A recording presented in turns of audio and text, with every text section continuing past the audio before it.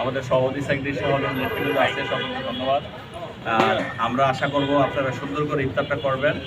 আর ইফতারের সময় তো বক্তব্য কিছু নাই, শুধু একটা কথাই বলতে চাই যে আমরা সবাই সুন্দর একটি পরিবার, এই পরিবারটা রক্ষা করার জন্য আমাদের যা যা করণীয় তারেক রহমানের নেতৃত্বে আমরা সেই কাজটা করবো। তারেক রহমান যা চায় আমরা কিন্তু সবাই খেয়াল করবো।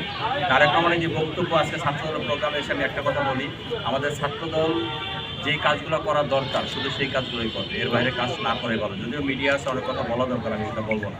আগে আমার উপরে ঠিক হইতে হবে, তারপর নিচে ঠিক হবে। কাজেই আমি আশা করব আমাদের বিএনপির চেয়ারম্যান, বাংলাদেশের বর্তমান প্রধানমন্ত্রী জনাব তারেক রহমান যেভাবে ছাত্রদলকে সংগঠিত করতে চায়, আমরা আশা করব সবাই যাতে সেদিকে দৃষ্টি রাখি এবং দলের এক চুল পরিমাণ ক্ষতি হয়, দলের এক চুল পরিমাণ বদনাম হয়, এরকম কোনো কাজ আমরা না করি। আল্লাহর রাস্তায় সকলে সেই দৃষ্টি রাখবেন। এবং আরেকটা কথা বলে রাখি, বিরোধী দল করা খুব সহজ, সরকারি দল করা কিন্তু অনেক কঠিন। এই কথাটা যদি আমরা সবাই মনে রাখি তাহলে ইনশাআল্লাহ। সকলকে ধন্যবাদ। আসসালামু আলাইকুম ওয়া রাহমাতুল্লাহি ওয়া বারাকাতুহু।